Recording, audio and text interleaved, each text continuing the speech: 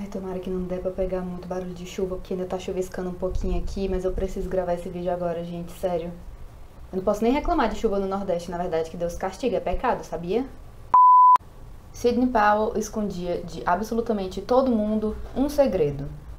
Assim como muitos estudantes universitários normais da idade dela, talvez uma garota estava paranoica achando que podia estar grávida, comprou um teste de gravidez e agora ela não fazia a menor ideia do que ela ia fazer se o resultado desse positivo. Um carinha pode ter tirado uma nota ridiculamente baixa em cálculo 1 e tá morrendo de medo de contar para os pais exigentes. Enfim, você entendeu. No caso da Sidney, ela não estava mais matriculada na Universidade de Mount Union, apesar dos pais, dos amigos e até dos próprios colegas de classe dela acharem que ela ainda estava estudando lá, sim. Afinal, eu não sei como ela conseguiu fazer isso, mas ela estava tão dedicada a manter a mentira dela a salvo que ela tinha passado os últimos meses indo para todas as aulas normalmente, como se nada estivesse acontecendo. Nem mesmo as colegas de quarto, se dividiam o quarto e dormiam junto com ela, perceberam nada de muito esquisito no começo. Afinal, a Sidney estava por ali todo dia se despedindo e dizendo que ia para as aulas como sempre foi até então. Até nas reuniões da irmandade ou fraternidade dela, ela estava indo. Você podia facilmente encontrar a Sidney na biblioteca do campus com a cara enfiada nos livros, como se a vida dela dependesse disso. E enquanto tudo isso acontecia, ela não tinha mais nenhum vínculo com a instituição. O reitor de assuntos estudantis e a reitora do campus, John Fraser e Michelle Gaffney, lembram de se encontrar pessoalmente com a Sidney mais de uma vez e as conversas geralmente eram algo parecido com: Sidney, você sabe que você não pode mais continuar frequentando a Irmandade agora que você tá suspensa, né? Sidney, tá tudo bem? Você tá passando por alguma coisa? Por que você não tirou as suas coisas do seu quarto ainda? Você precisa de ajuda pra se mudar? A gente já te disse que só os estudantes matriculados podem morar no campus, ok? E o que acontece é que a Sidney já tinha sido colocada em período probatório por um semestre e então ela tinha sido suspensa definitivamente da Universidade de Mount Union. E o que isso significa é que eles tinham essa política que eles aplicavam quando um aluno estava indo muito mal e eles meio que convidavam o estudante a tirar um semestre de férias para colocar a cabeça no lugar ou resolver qualquer pendência que pudesse estar atrapalhando, desviando as suas atenções das aulas. Bacana, achei super da hora essa política, inclusive. Mas acontece que apenas um semestre não foi suficiente para Sidney conseguir ajeitar as notas dela e assim ela acabou sendo suspensa. E o que isso significava era que ela não podia mais frequentar as aulas, nem a biblioteca, nem as reuniões da fraternidade, nem morar no campus. Afinal, a gente está falando de uma instituição privada e se você não está pagando as mensalidades, óbvio que você não pode usufruir das instalações da universidade, não é mesmo? Mas a essa altura já faziam alguns meses que o John e a Michelle tinham repetido a mesma conversa com a Sidney e ela sempre dizia: aham, eu entendi, eu só preciso de um tempo para me mudar. Mas na semana seguinte eles viam ela ainda pelo campus fingindo que nada estava acontecendo. Os dois começaram a ficar razoavelmente preocupados com ela, se perguntando se ela estava passando por algum momento difícil, se ela ainda não tinha tido coragem de dar a notícia para os pais dela. Sabe, o que estava acontecendo com a Sidney? No dia 3 de março, a mãe da Sidney, chamada Brenda Powell, ela faz uma ligação para o reitor da universidade querendo conversar sobre a situação da filha. Ok, até aí tudo bem. No momento que ela faz a ligação, a Michelle e o John estavam ocupados em uma reunião, então leva aproximadamente 1 hora até eles conseguirem retornar a ligação da Brenda. Quando ela atende, a conversa começa normalmente. Olá, bom dia, aqui é da Universidade de Mount Union, etc, etc. Mas antes que a conversa pudesse se desenrolar mais um pouco, algo simplesmente bizarro aconteceu. O John e a Michelle escutam esse barulho muito, muito alto e um grito muito agudo, dando a impressão de que alguém tinha acabado de ser atacado. Depois eles escutam mais algumas vezes a mesma pancada, bum, bum, bum. E a Michelle lembra de ter ouvido esse barulho que ela descreveu como muito estranho, que parecia alguém tentando recuperar o fôlego, sabe?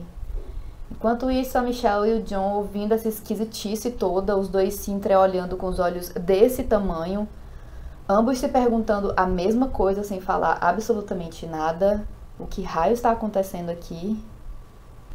Nessa hora, o John reúne a coragem de falar: Brenda, tá tudo bem? O que está acontecendo? E nesse momento, a ligação foi interrompida. Sem pensar duas vezes, eles começam a ligar de volta para Brenda freneticamente, uma, duas, três vezes. Depois de um tempo, ela retorna a ligação e imediatamente eles atendem falando: Brenda, tá tudo bem? Você tá aí? E uma voz do outro lado da linha responde: sim, eu sou a Brenda. Ouvindo isso, a Michelle e o John se entreolham novamente, sabendo imediatamente que tem alguma coisa muito errada acontecendo. Então o John responde para a voz do telefone: você não é a Brenda. Sydney, eu sei que é você. E nesse momento a ligação é interrompida novamente. O John e a Michelle não sabiam ainda, mas eles tinham acabado de testemunhar Sydney Powell, uma estudante até então considerada exemplar, tirando a vida da própria mãe com uma faca de cortar carne e uma frigideira de ferro. Mas por que ela faria isso?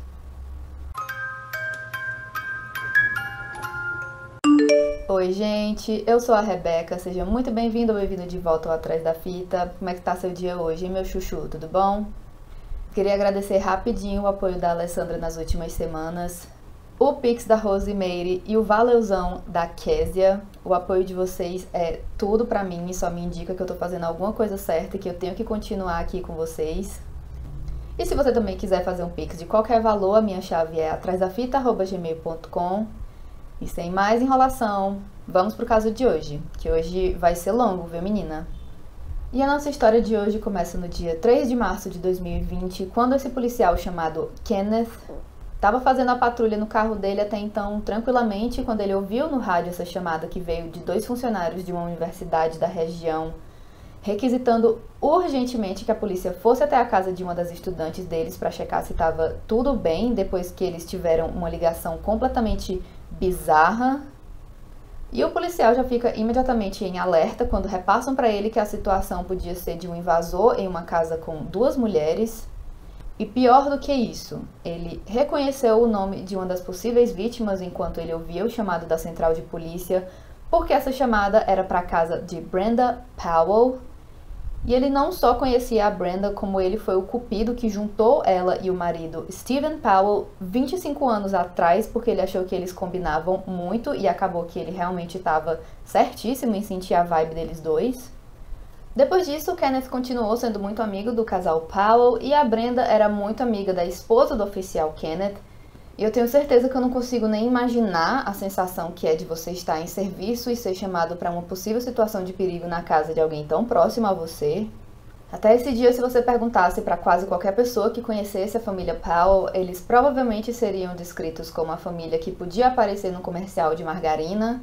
Então a gente tinha o pai, a mãe, Stephen e Brenda, e eles tinham dois filhos, a Sydney e um garoto mais jovem, 2 ou 3 anos mais jovem que a Sydney. Para sustentar a família, o Stephen trabalhava como vice-presidente na empresa da família dele, enquanto a Brenda era especialista em crianças no hospital infantil. Ela trabalhava especificamente no departamento de oncologia, ou seja, o tratamento de crianças com câncer. É bem complicado. Reza a lenda que pela própria natureza do trabalho é uma área de muita rotatividade, tipo, o pessoal não aguenta ficar muito tempo lá, sabe? E só de imaginar lidar com crianças nessa situação eu super entendo, mas aí que tá. A Brenda era simplesmente a pessoa perfeita para esse trabalho. Não só ela aguentou muito mais tempo na área dela do que a maioria das pessoas, ela já estava nesse setor há mais de 3 décadas, sim, 30 anos tentando fazer a vida de crianças com câncer um pouco mais tolerável, talvez até agradável na medida do possível. Ela que começou a tradição de fazer as festas de formatura para os adolescentes que eram obrigados a ficar no hospital 24 horas por dia, a tal da prom, que eles chamam lá nos Estados Unidos, sabe? Pois é. Ela organizava de levar as crianças para jogar boliche e depois de um tempo virou meio que consenso entre todo mundo que convivia ali com ela que ela era a mãe do hospital. E nem só os pacientes infantis da Brenda se sentiam assim, não. Até alguns colegas de trabalho lembram de ser consolados pela Brenda depois de algum dia particularmente difícil. Algumas vésperas de Natal, a Brenda fez questão de passar no hospital mesmo que não fosse o turno dela. E no geral, a Brenda era uma pessoa muito amada e querida por todos ali. Depois de anos de casamento, a filha agora adolescente, a Sydney, parecia estar crescendo para se tornar quase uma cópia da sua mãe bem-sucedida. A Sydney tinha médias altíssimas na escola e a menor nota no histórico dela era um B, que eu tenho quase certeza que seria equivalente ao nosso 7 ou 8, algo assim. Era a menor nota dela, ok? Quando chega a hora dela ir para a universidade, a Sydney escolhe a Mount Union, que inclusive não ficava nem muito longe da casa da família. Uma viagem de mais ou menos 1 hora de carro, ok? Nada absurdo. A Sydney também escolheu a Mount Union pela oferta de bolsa de estudo parcial, que já cobria um bom valor da mensalidade dela. E que não era um valor pequeno não, tá? A família era vista tirando férias de verão, todo mundo junto, indo pra praia, pra Disney. Algumas amigas da Sydney podiam até ter inveja do quão próxima ela era da mãe, sendo descrita como uma mini Brenda. E olhando de fora, pelo menos, parecia que a Brenda era uma excelente mãe que adorava conversar com a filha e dar conselhos. E fazia noites de montar quebra-cabeças junto com ela. Tudo lindo até aí, né? Então imagina o pânico do oficial Kenneth quando ele recebe a ligação de que tinha uma possível invasão na casa dessa família. Imediatamente ele liga pro Steven, ou seja, ele tinha até o número do celular dele de tão próximos que eles eram. E o Kenneth imediatamente pergunta para ele se tinha alguém em casa, se estava tudo bem.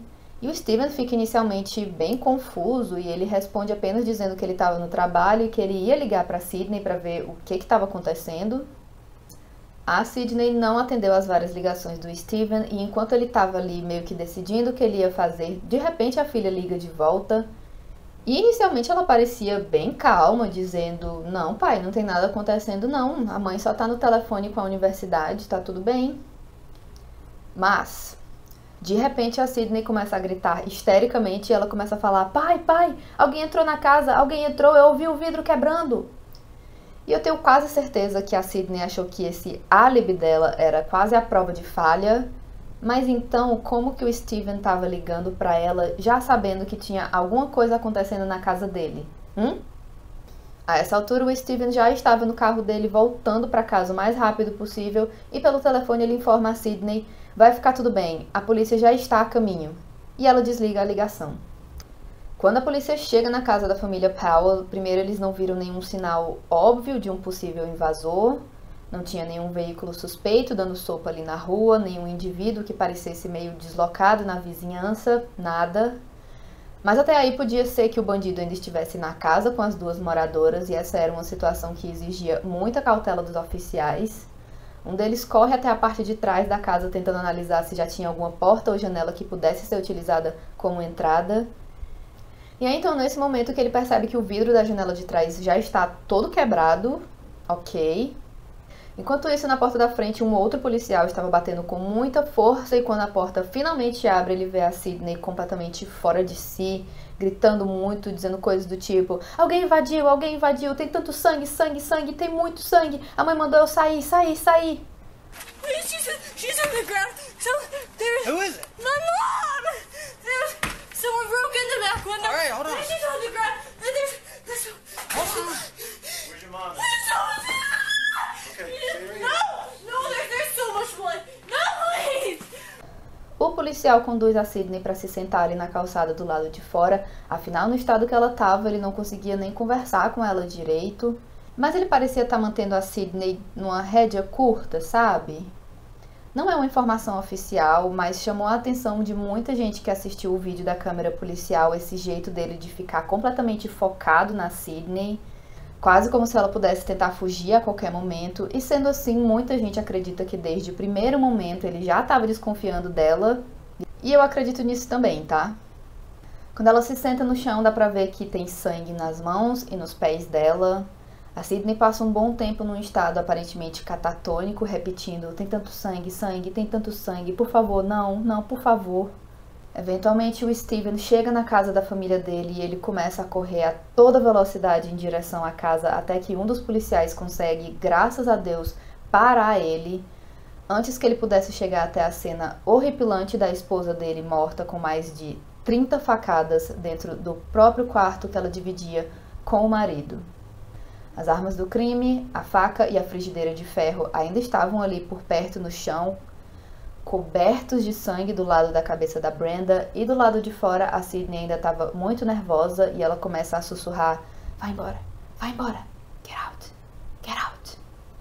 Um policial conversa com outro colega chegando na cena do crime e pra ele explica: eu tenho uma moça aqui e ela tem cortes pequenos nas mãos e ela tá muito nervosa. Só isso que ela tem? Cortes nas mãos? Sim. Depois um outro policial aponta pra Sidney casualmente e afirma: essa é a suspeita. Logo de cara, os policiais duvidaram fortemente da possibilidade de um invasor aleatório pelas pistas que eles encontram numa vistoria superficial pela casa, como, por exemplo, o único sinal de invasão era a janela quebrada, mas ela tinha sido suspeitosamente quebrada do lado de dentro para fora, o que não aconteceria se tivesse alguém do lado de fora querendo entrar, entendeu? Além disso, tinha sangue na janela, o que indicava que ela tinha sido quebrada depois da Brenda ter sido atacada. Então, literalmente, a casa parecia aqueles quebra-cabeça que a gente via no Facebook de quem matou essa pessoa? Foi homicídio ou ela tirou a própria vida, sabe? E aí você tem que dizer, não, porque a luz estava acesa, blá, blá, blá, blá, blá, blá, blá. Também tinha evidências de que tinha tido uma luta terrível entre a Brenda e a Sidney. A Sidney tinha esses pequenos cortes na mão, como geralmente acontece quando alguém tenta esfaquear outra pessoa, sabe? E além disso, a Sidney tinha simplesmente acabado de tentar fingir que ela era a mãe dela no telefone, lembra desse pequeno detalhe? Pois é. E assim, rapidamente, os policiais descartam a hipótese de um invasor aleatório e a cada segundo a certeza de que a Brenda tinha sido atacada pela própria filha só aumentava. Mas o que eles não conseguiam sequer imaginar seria por qual motivo ela teria feito essa coisa tão horrível. Afinal, elas eram praticamente o duo perfeito de mãe e filha. Elas não eram melhores amigas, gente. Como assim? Acontece que a Sidney estava prestes a ser pega no pulo, sabe? Quando ela cometeu o crime, como eu mencionei lá no começo, ela já tinha sido colocada no período probatório da universidade, depois que as notas dela começaram a cair drasticamente. E o que isso significava era que a universidade meio que estava de olho nela, sabe? Durante o período probatório, eles impediam o aluno de participar de atividades extracurriculares, como as reuniões da fraternidade, e você não podia nem praticar esportes no campus, porque nesse período você deveria focar 100% nos estudos e aumentar a média das suas notas. Se você não conseguisse aumentar elas, você seria convidado a se retirar da universidade, entendeu? Pois bem, o que raio estava se passando na cabeça da Sidney em janeiro de 2020, que foi o período que ela foi oficialmente convidada a não ser mais aluna da Mount Union, eu não faço a menor ideia. Eu só posso me questionar o que estava distraindo tanto ela, porque depois do semestre probatório as notas dela não tinham melhorado em nada.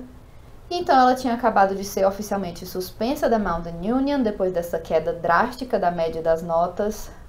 E simplesmente ninguém, absolutamente ninguém na vida da Sidney sabia da suspensão dela, simplesmente porque ela continuou vivendo no campus da universidade como se nada tivesse acontecendo. Eu achava que eu vivia em negação na minha cabeça às vezes, mas a Sidney tá em outro nível. E sei que nos próximos meses a Sidney conseguiu a proeza de continuar morando no dormitório dela e pelo menos fingindo que ela estava indo até as aulas, fingindo que estava trabalhando nos projetos e nas provas das matérias, e até nas reuniões da fraternidade ela conseguiu aparecer.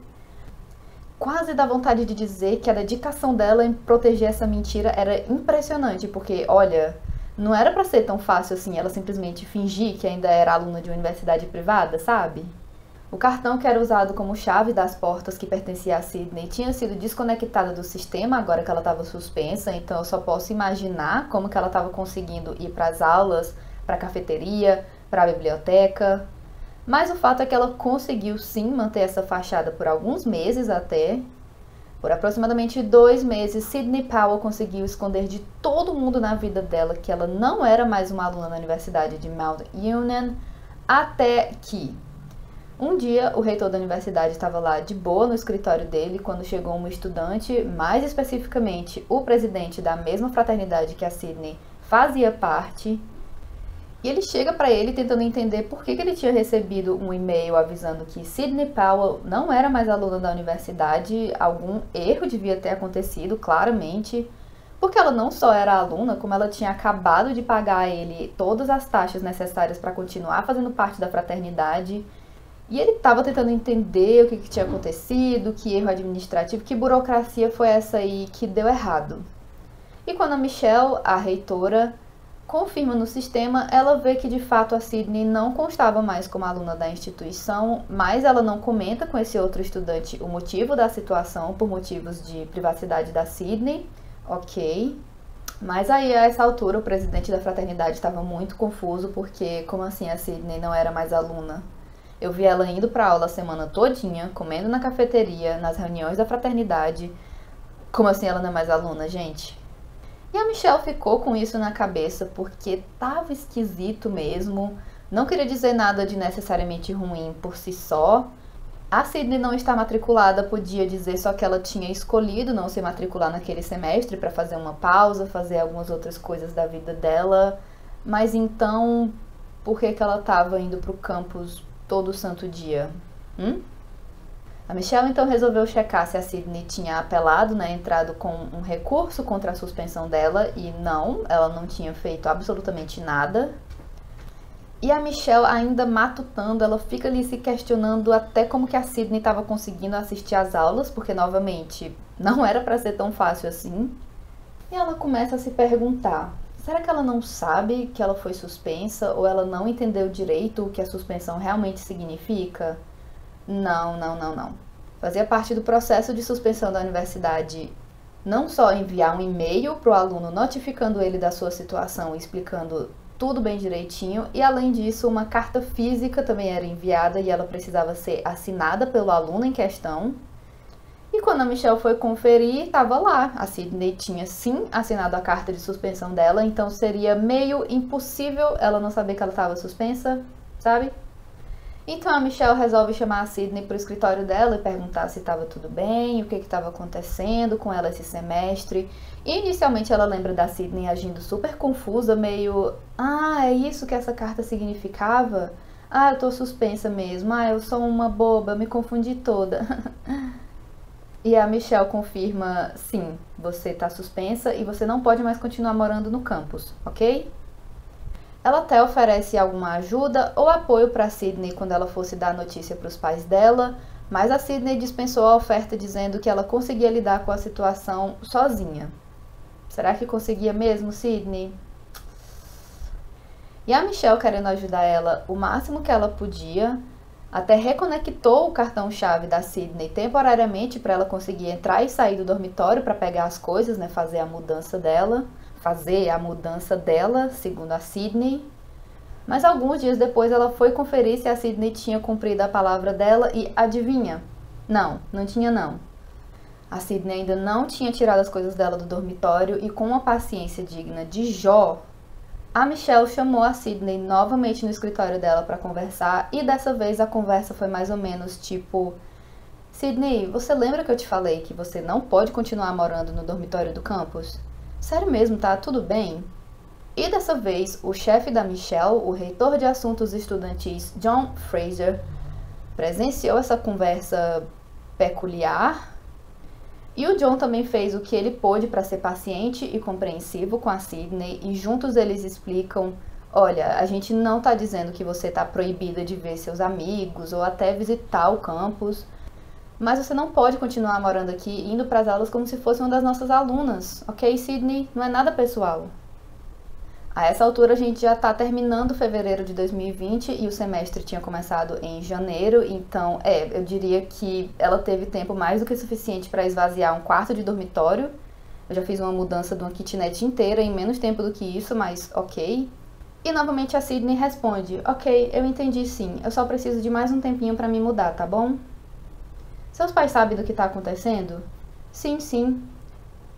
Você quer que a gente peça para eles te ajudarem a se mudar? Não, tá tudo bem. Esses dias meus pais estão tendo uns problemas com meu irmão mais novo e eles tiraram umas férias agora, eu resolvo sozinha.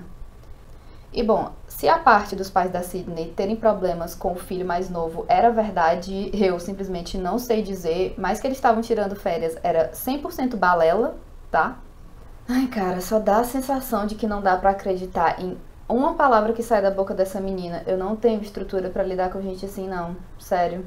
Mas quando as mentiras da Sydney já não estavam mais dando conta, ela se viu obrigada a deixar o campus da universidade oficialmente no dia 25 de fevereiro de 2020. Literalmente obrigada, porque tiveram que chamar os seguranças do campus para conseguir tirar a Sydney de lá, ok? E então, uma semana, apenas 7 dias depois, Brenda Powell estaria sem vida. Agora, infelizmente, a gente chega no dia 3 de março de 2020, quase exatos 5 anos atrás do dia que eu tô postando esse vídeo aqui. E tava ali no começo do Spring Break, as férias de primavera, em livre tradução. E até então todos os membros da família Powell estavam muito animados, ansiosos, de um jeito bom pro começo dessas férias. Cada um tinha feito um plano de como eles iam aproveitar esse período, afinal, mesmo a Mount Union ficando a menos de 1 hora de distância, a Sydney não costumava voltar para casa nos finais de semana, e ela só vinha para casa em feriados especiais, e eu só posso supor que os pais dela imaginavam que a filha dedicada estava estudando muito todo final de semana, mas a gente só pode imaginar o que raio estava distraindo tanto a Sydney, que mesmo com um semestre inteiro probatório para ela conseguir se ajustar e melhorar suas notas, ela falhou miseravelmente. E assim, a queda da Sydney não foi pouca coisa, sabe? No ensino médio ela estava acostumada a ser aluna exemplar, aquela aluna que os pais dos outros colegas olham e falam: "Ai, por que você não é mais que nem a Sydney, hein?" Ela entrou para o time de futebol e conseguiu se tornar a capitã do time, tudo isso enquanto mantinha as notas muito altas. Como eu mencionei, a menor que ela tirou foi um B. Mas aí, menina, chega o ensino superior e com ele o baque que muita gente sente de que agora o nível é outro, sabe? A brincadeira acabou. Eu consigo entender porque eu mesmo senti isso, né? Eu jurava que eu era boa em matemática até eu ter aula de cálculo 1. Alguém mais aí sentiu esse baque quando entrou na universidade? Pois é, acontece. Mas sentindo essa diferença, a Sydney mandou mensagem para uma amiga dizendo que ela tinha chorado muito ultimamente e que estava precisando conversar. Mas enquanto isso, a melhor amiga dela, chamada Lauren, lembra das férias de verão terem sido tranquilas. Ela passeou com a Sydney no shopping como elas costumavam fazer. E a Sydney contou para ela que ela tinha conseguido um estágio de férias no time de beisebol infantil da região. Mas aparentemente o que ela resolveu não comentar com a melhor amiga foi o quanto ela estava sofrendo para se adaptar à universidade e o quanto as notas dela, que costumavam ser excelentes, tinham caído drasticamente. E no final do primeiro ano de universidade, a média da Sydney era de 2,2, o que pelo que eu entendi é bem ruim, tá? É bem ruim. Então, no começo do segundo ano, o terceiro semestre, é quando ela é colocada no período probatório, e nessa época as colegas de quarto lembram da Sydney parecer visivelmente desanimada, talvez até depressiva, e tinha dias que ela dormia até 16 horas, e ela começou a sair cada vez menos com os colegas de universidade, tipo, ela não queria rolezar, não queria ir pra canto nenhum, ok. E aí, quando era para estar começando o novo semestre em janeiro de 2020, é quando a Sydney resolve que ela vai viver no mundo da lua e simplesmente fingir que ela ainda era uma aluna da Mount Union, mesmo ela tendo sido suspensa. Problema resolvido, Sydney. Quando ela é finalmente retirada do campus, ela volta para casa e a Brenda recebe uma notificação no aplicativo Life 360, Life 360, o aplicativo de localização que a família utilizava, e a Brenda escreve para a filha: "Acabei de receber uma notificação do Life 360 dizendo que você está em casa. Você não tem aula de tarde? Tá tudo bem?" Ao que a Sydney responde: Não essa semana. Minha professora e o marido tiraram uma semana de férias, então ela só passou uma planilha e uns trabalhos online enquanto ela tá fora." Mas a bicha nem respira, assim, ela nem se questiona antes de mentir, né? É um reflexo do corpo dela já, quase. Mais tarde no mesmo dia, a Brenda, já possivelmente desconfiando de alguma coisa, pergunta pra filha por mensagem de texto: "Por que eu tenho esse sentimento de que tu tá sempre me passando a perna, hein, Sydney? Só se lembre que você precisa das suas notas bem boas pra manter a bolsa de estudos, ok?" E a Sydney responde: "Sim, eu sei, minhas notas estão boas, muito obrigada." Ela já tinha sido expulsa a essa altura, tá? Só pra... Então, durante a próxima semana, né, entre o período que ela foi dispensada e o começo do Spring Break, a Sydney resolveu dormir algumas noites em um motel da região e depois até no próprio carro ela dormiu, no esforço de esconder as mentiras dela dos pais até o último segundo possível. Sendo assim, até o dia 2 de março, eles achavam que a Sydney estava tendo aulas normais e no dia 3 ela ia ter algumas atividades pendentes e umas últimas aulas ali só para terminar o semestre, mas à noite ela já deveria estar em casa para começar a aproveitar o feriado com a família. Na verdade, a Sydney até foi até a Mountain Union no dia 2 de março, mas apenas para assistir um episódio do reality show The Bachelor, que era uma tradição do grupo de amigas dela. Enquanto isso, a Brenda planejando tudo de bom que ela ia fazer com a filha, onde elas iam fazer umas comprinhas, onde é que elas iam tomar um sorvete, que maravilha! Mas aí a gente chega no fatídico dia 3 de março. Os pais esperavam ver a filha só no começo da noite, mas naquele dia o Steven Powell estava com um sentimento muito esquisito. Já fazia algumas semanas que ele tinha reparado que naquele semestre o pagamento do curso da Sydney não tinha sido descontado da conta dele, afinal, sim, ela tinha uma bolsa de estudos, mas ela era parcial, né, não pagava 100% da mensalidade.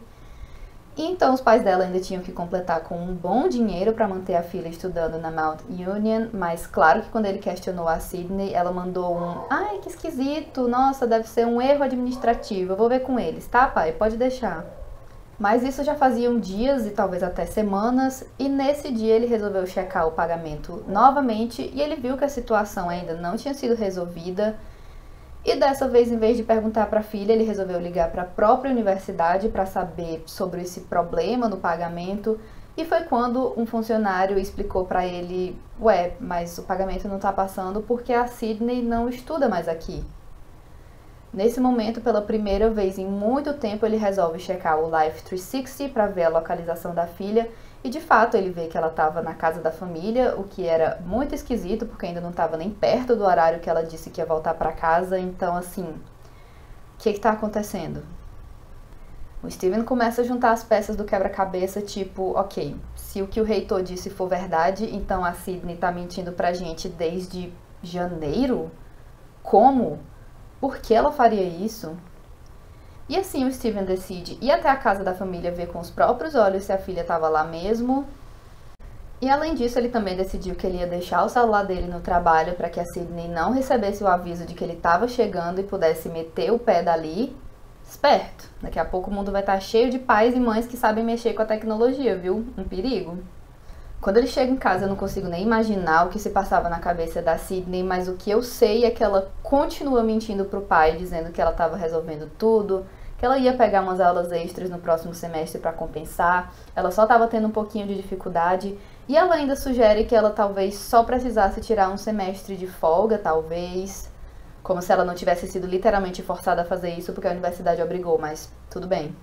Afinal, a essa altura, nem o pai dela sabia direito a gravidade da situação da Sydney, afinal ela já tinha 19 anos de idade, né? Pela lei ela era uma adulta, e o máximo de informação que eles repassaram pro Steven foi: a sua filha não está matriculada nesse semestre, os detalhes você pergunta pra ela.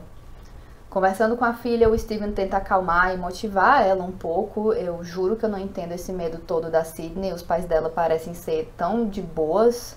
Mas sei que o rumo da conversa dele foi mais ou menos assim: ó, seguinte, eu tenho que voltar pro trabalho agora, mas quando a sua mãe chegar, a gente senta, conversa e vê o que você vai fazer daqui pra frente, ok?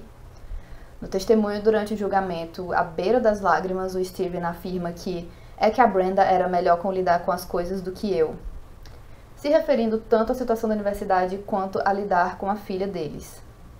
Quando ele volta para o trabalho, ele faz uma ligação rapidinha para a Brenda, só para dar o resumo, passar só a ata da reunião que ele teve com a filha. E a Brenda imediatamente entra no modo mãe resolvendo problemas dela. Ela decide sair do trabalho mais cedo e ligar para a universidade para resolver a situação da filha. E eu sei que a gente nunca conhece as pessoas, mas a Brenda não parecia do tipo que ia gritar e humilhar a filha. O Steven, no julgamento, também afirma que ele nunca nem tinha visto a Brenda e a Sydney brigando, ela não era uma pessoa violenta de jeito nenhum, e reiterando: eu não sei pra que esse medo todo da Sydney, juro. Já no caminho para casa, a Brenda liga pro reitor de assuntos estudantis, o John, mas nesse momento ele e a Michelle estavam numa reunião, então a Brenda deixa uma mensagem pedindo que eles retornassem à ligação dela. A Michelle, no julgamento, descreve o momento em que, na ligação com a Brenda, de repente ela escuta esse barulho muito alto, um grito, e um barulho que ela descreveu como o ar sendo expelido de alguém, como se alguém estivesse tendo o seu fôlego sendo roubado. E depois disso ela ouviu mais algumas pancadas e a ligação se encerrou. E enquanto a Michelle está descrevendo esse momento simplesmente traumático que ela foi obrigada a presenciar, a Sidney está cobrindo os ouvidos no julgamento, literalmente se recusando a ouvir o relato das coisas que ela mesma fez, num julgamento que só está acontecendo por causa do crime que ela cometeu, ok? E eu achei tão infantil, me deu um ódio irracional de ver essa palhaça com 23 anos de idade tampando os ouvidos num momento sério desses, sabe? Sidney, não, vou nem falar nada. Mas sei que depois que a Sidney foi presa, a família dela pagou a fiança o mais rápido possível para que ela pudesse passar um tempo em liberdade, e assim ela passou um tempo na casa da avó materna, sim, a mãe da Brenda, eu não vou nem comentar. E além disso, ela não era nem a única da família da Sidney que estava do lado dela, não. Todos eles acreditavam que ela só podia estar insana no momento do crime, não tinha outra explicação para esse horror todo, né? E segundo a Sidney, ela só se lembrava de pequenos momentos daquele dia e no resto ela tinha tido um blackout. Conveniente, né, Sidney? Do crime mesmo, ela diz que só lembrava de ouvir o vidro quebrando, ver sangue para todo lado e depois ela diz que viu figuras desenhadas e fogo saindo das mãos dela. E sendo assim, o julgamento da Sidney não era um caso de quem matou ou será que foi ela mesmo, mas sim um caso de ela estava insana no momento do crime ou não. E não é assim, eu tava muito depressiva no dia do crime, eu tive uma crise de bipolaridade e aí matei. E não, eu não estou diminuindo nenhuma dessas condições, ok? Mas é que ser considerado clinicamente insano é um outro nível. É provar por A mais B que a pessoa não tinha a menor condição de diferenciar o certo e o errado no momento do crime. E o Stephen Powell não só acreditava, como ele defendia com todas as forças que era esse sim o caso da filha. E segundo ele, a Brenda não ia querer nem que ela fosse julgada. Tem certeza, Stephen? Se ela soubesse o que a filha ia fazer com ela, ela não ia querer não? Ok. Outro aspecto que eu acho muito triste desse caso é o fato de que no tribunal a família da vítima e a do assassino se misturavam, né? Ela era a mesma família.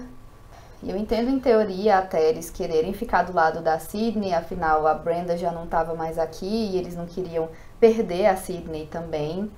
Mas e a Brenda nessa história toda, sabe? Quem que estava do lado dela? Dá a impressão de que até o jeito que eles contaram a vida dela teria sido totalmente diferente se eles não tivessem que passar o pano para a filha dela, sabe?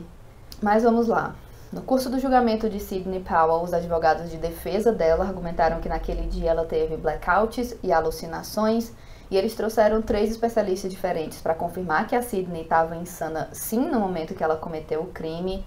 Mas como eu já mencionei em alguns vídeos aqui, com dinheiro suficiente você paga especialista para afirmar qualquer coisa, então cuidado. Até porque os especialistas desse caso receberam valores entre 8 e 15 mil dólares para testemunhar a favor da Sidney, ficando aí numa média de 250 a 350 dólares por hora.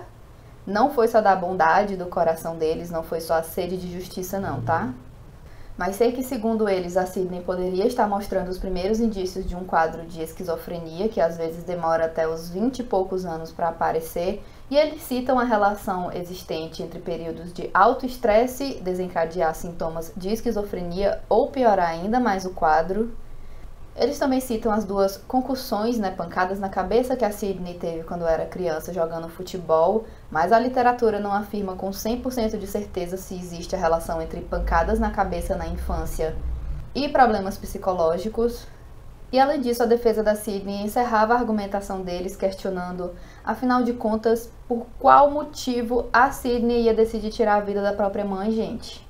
Elas se davam super bem, para que ela ia ter essa reação tão exagerada? Era o que eu queria saber também, seu advogado. Mas segundo eles, nem mesmo o procedimento pós-crime ela seguiu, ela não lavou as mãos, ela não tentou fugir e ela claramente não tinha planejado nada daquilo. Ok. Mas do lado da acusação, o promotor afirma que não tinha nenhum sinal de que a Sidney tinha realmente sofrido alucinações naquele dia, nem antes, nem durante, nem depois. Ela parece histérica sim quando os policiais chegam na casa, ela fica sussurrando, vai embora, get out, get out. como se estivesse falando com mais alguém, mas na minha humilde opinião inútil, tá? Isso é apenas ela tentando plantar justamente a defesa de insanidade. Beleza, o advogado de acusação até conseguia entender que a Sydney realmente estivesse muito ansiosa nos momentos antes do crime, talvez até beirando um ataque de nervos ou um ataque de pânico, talvez. Mas problemas de saúde mental e um quadro de psicose e alucinações não são a mesma coisa.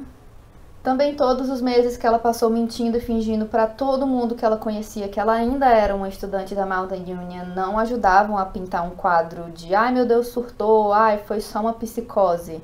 Na verdade, tudo que ela fez esse tempo todo exigia um planejamento extremo e uma dose de manipulação que eu pelo menos acredito que a maioria das pessoas não tem em si. No entanto, o que uma outra colega da Sydney mencionou é que ela tinha contado para ela sobre esses sonhos estranhamente vívidos, uns pesadelos que pareciam tão reais que a Sydney ficava abalada o resto do dia inteiro e ficava até mais reclusa depois que ela tinha tido eles. Ok, mano, é pesadelos, talvez até paralisia do sono, mas tu tá tentando provar insanidade e nada disso também continua não sendo motivo para matar a própria mãe, você concorda? Uma das professoras do ensino médio da Sydney também foi chamada para testemunhar e ela contou sobre esse dia que ela lembra dela muito nervosa com a prova de química. E ela pediu ajuda chorando para a professora porque, segundo a Sydney, os números estavam todos borrados na cabeça dela e ela não conseguia entender nada. E a professora completa dizendo que ela já tinha visto gente muito nervosa sim e até passando mal antes de uma prova, mas ela nunca tinha ouvido alguém dizendo que os números estavam borrados e que por isso esse dia tinha chamado bastante a atenção dela. Depois disso, a professora conversou com esse professor que ia aplicar o teste e pediu para que a Sydney pudesse fazer a prova em outro dia, e o professor concordou, e foi isso. Mas o lado da defesa da Sydney usou essa história para argumentar de, ó, tá vendo? A cabeça da pobre já era toda bagunçada desde que ela era jovem, o estresse da universidade só piorou tudo, gente. Essa outra amiga chamada Amanda também testemunhou sobre como a Sydney era próxima da mãe dela e vivia desabafando e pedindo o conforto da Brenda, e aí a defesa manda um, tá vendo? Nenhum motivo racional para ela matar a mãe dela, só pode ter sido um surto psicótico, sim. Mas aí a acusação pega esse mesmo ponto de vista e distorce ele um pouco, afirmando que, sim, a Sydney amava e admirava a mãe dela acima de tudo, e era exatamente por isso que ela estaria disposta a fazer qualquer coisa para não decepcionar a Brenda. Mesmo que para isso ela tivesse que furar o pescoço dela com uma faca de cortar bife, eu acho.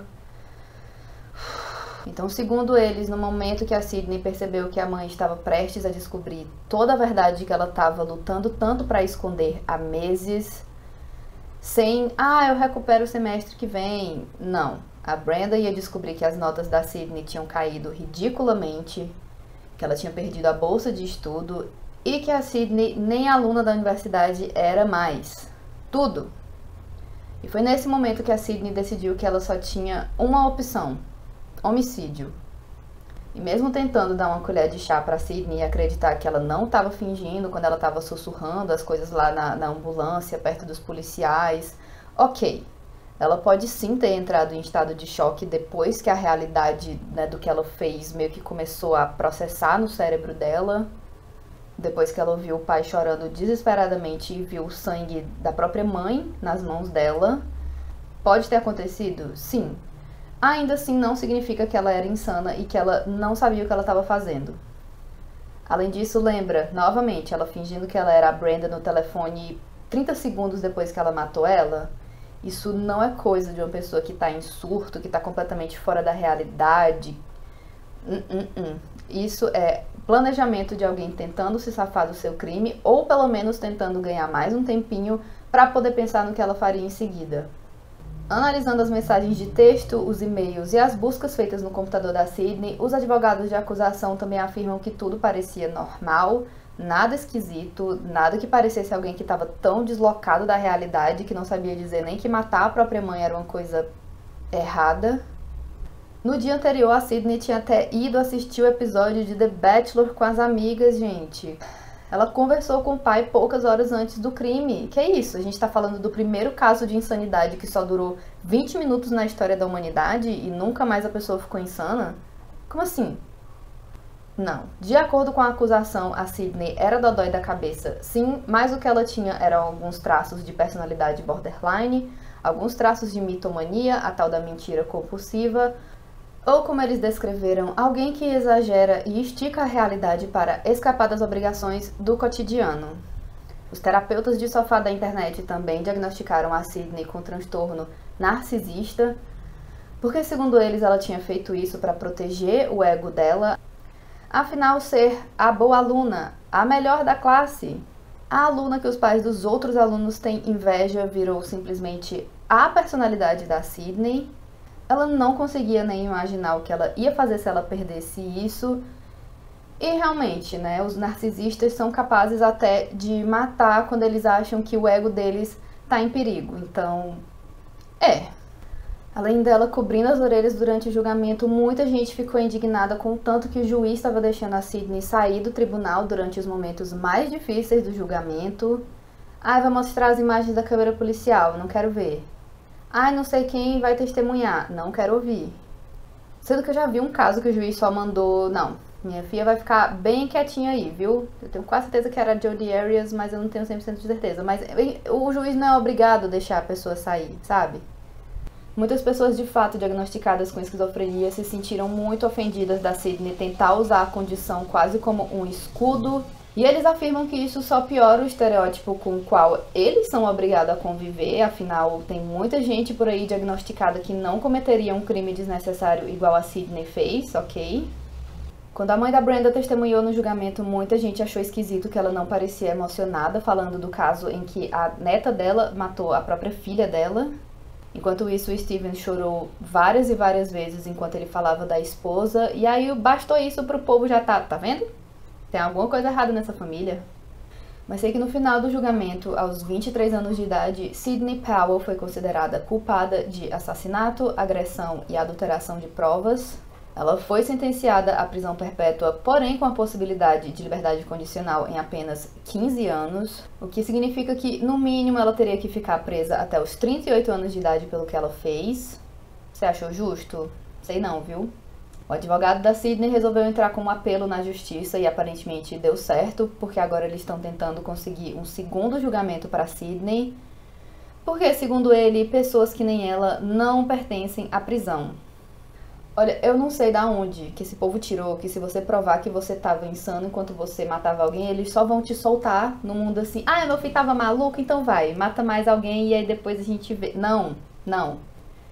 A última que conseguiu esse recurso e foi mandada para o hospital psiquiátrico, depois de alguns anos ela tava implorando, pelo amor de Deus, me manda pra cadeia, tem gente insana de verdade aqui. E aí você acha que a florzinha da Sydney, que tampa os ouvidos no julgamento, vai sobreviver a um hospital psiquiátrico? Eu não sei o que, fia. O que você tá indo atrás de querer ser considerada insana? Você tá caçando uma sarna tão grande pra se coçar e você nem sabe, vice? Como era o nome da menina? Isabella Guzman. Acho que era isso, Isabella Guzman, senão eu boto aqui o nome certo aqui na tela com a fotinha dela. Essa um dia eu vou trazer e me dá um ódio tão grande. E bom, gente, é isso. Esse é o caso bizarro da Sydney Powell, ali nos mesmos moldes da Jennifer Penn e do Chandler Halderson, que também foram pessoas que acharam que depois de passar meses ou até anos mentindo, assassinato ia resolver todos os problemas deles.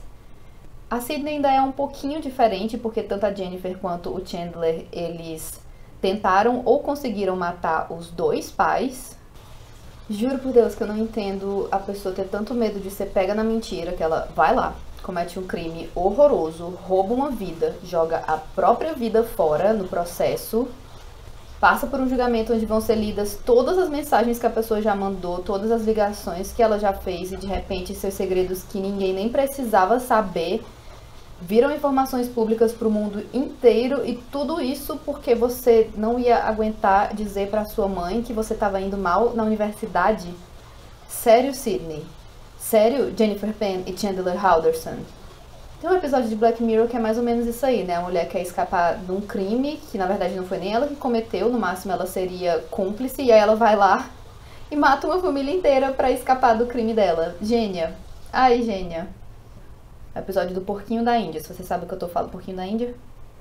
Se você sabe do que eu tô falando, você sabe, gente. Black Mirror é O negócio dela tampando os ouvidos no tribunal me dá a impressão de que a Brenda, talvez justamente por estudar e trabalhar com desenvolvimento infantil, acabou criando a filha igual uma florzinha que não podia se machucar nunca nem ser contrariada, sabe? Pessoa com mais de 20 anos, 23 anos no couro a essa altura, sendo julgada por matar a própria mãe de um jeito brutal, e aí você me vem tampar os ouvidos no testemunho do crime dela? A teoria dos cidadãos da internet era de que provavelmente era assim que a família dela tinha se acostumado a ela se comportar. Se ela não gosta de alguma coisa, ela não vai ouvir, ela não vai olhar e pronto, tá tudo bem. Ah, eu fiquei puta, viu? Eu fiquei pistola quando eu vi ela tampando os ouvidos. Pra mim, o juiz tinha que ter mandado, tira a mãozinha aí do ouvido, querida, faz favor, você não teve coragem de fazer, agora aguenta. Eu, hein? E é exatamente por isso que eu nunca vou tentar ser uma juíza na minha vida, porque eu seria o desacato no meu próprio tribunal. Mas enfim, gente, é isso. Eu quero muito saber a opinião de vocês. E até a próxima. Você se cuida, se hidrata, se inscreve no canal, ativa as notificações para o YouTube te avisar quando tiver vídeo novo. E eu vejo você na próxima. Tchau!